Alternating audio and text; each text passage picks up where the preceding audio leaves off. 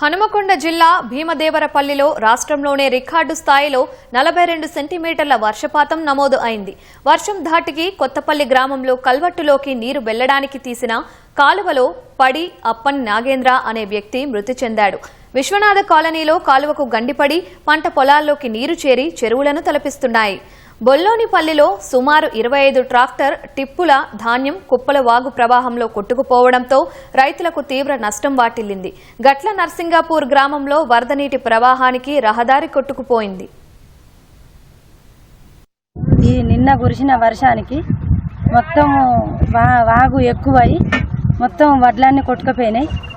మాకు 5-6 ట్రిప్పుల వడ్లు 120 బస్తాలు చేసినా కానీ ఎన్ని విధాలా చేసినా కానీ మా వడ్లు ఆగలేదు. బండ్లు తెచ్చుకొని బండ్లలో పోసుకున్నాక కూడా బండ్లలో వడ్లు కూడా కొట్టుకుపోయినాయి.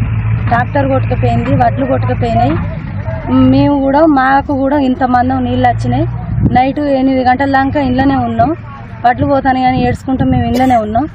అయినా ఇక ఎటేయలేక మేమన్నా బతుకుదామని ఇక మేము బయటికి వెళ్ళిపోయినాం. ఇక మాకు ప్రభుత్వం ఏదన్నా మాకు సహకారం చేయాలని మేము కోరుతున్నాము.